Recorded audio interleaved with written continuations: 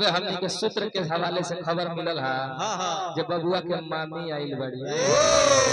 अब का पूछे के बात सब रिश्ता एक तरफ आ मामा या लड़का के या मामी के रिश्ता एक तरफ सब रिश्ता एक तरफ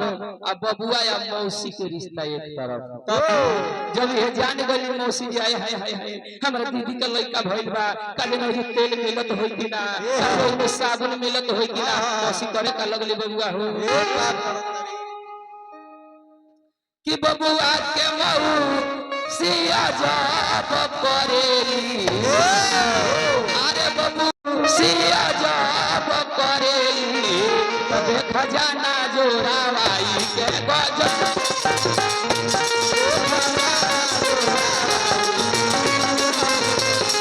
खजाना जोड़ावाई के गजब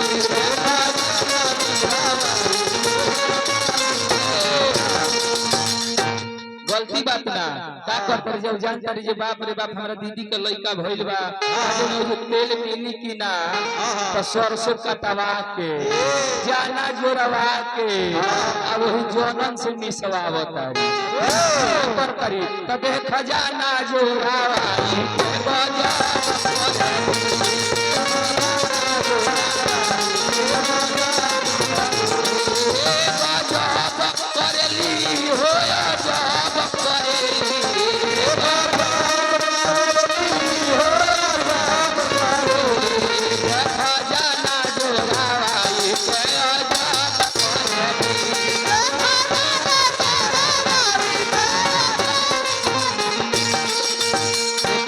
बबुआ के मामी कुछ करत रही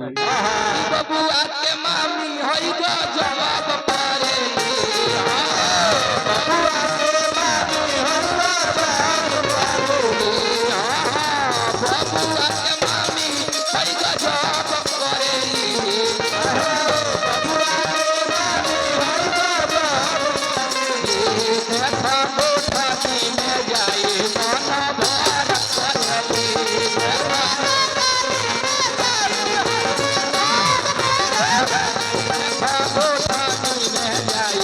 मन भर करेली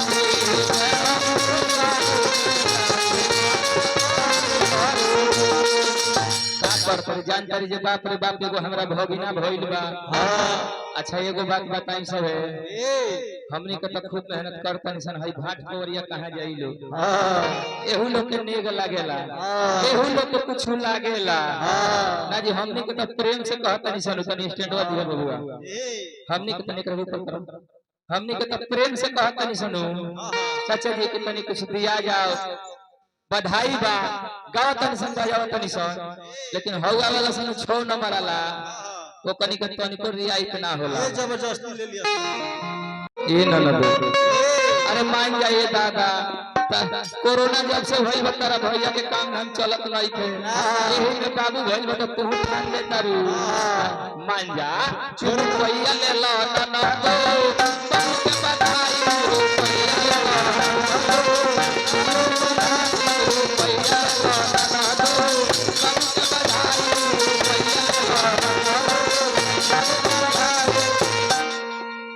दो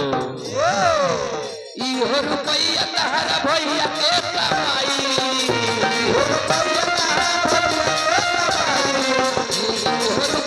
तहरा भैया के कमाई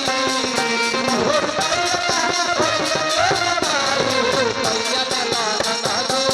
बाबू के बधाई रुपैया ले ला ना दो बाबू के बधाई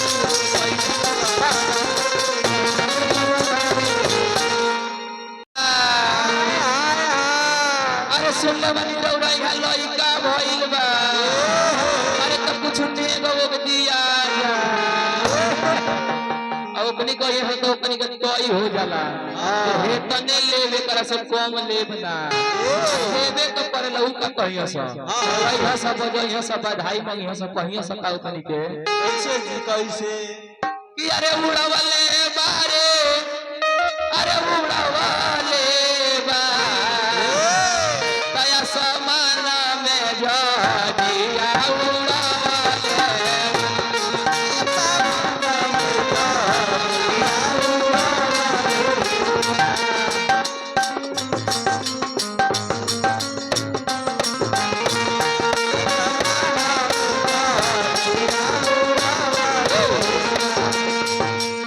ओकनी के जोन मांग दियो से चचे जी उ चाहबे करी जितना मांग दियो से उतना चाहबे करी लेकिन लास्ट में हमनी के 5-7 मिनट का और समय ले हमरा मंटू होय गई है समय ढेर होता हमनी के ना जी लेकिन बबुआ के मामी बबुआ के मौसी अब अरे सुभर बारो लागे न काचे उमरिया में टोना लागे न काचे उमरिया ये भौजी कहतारी कि कहनवा लुटावा या भौजी रुपया लुटावा या भौजी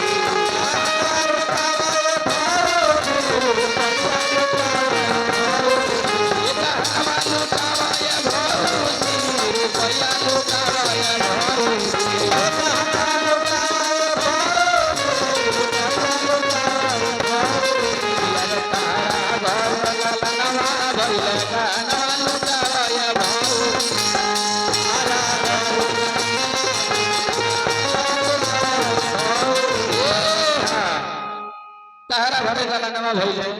कहनवा लुटावा भौजी फुआ जी कहां बानी बबुआ के वहां का लौकत नहीं थी हमरा बड़ा फुआ लुटावा ए भौजी कुछ मत करी हो नैहर से तहार भैया हो कनवा के फुलवा देले रहले नु हां ढेर बड़ नहीं के छोटे मांगत नहीं है हमरा के दे न दी हो तो बहुत तरीका रुपया लुटावा या भौजी कहनवा लुटावा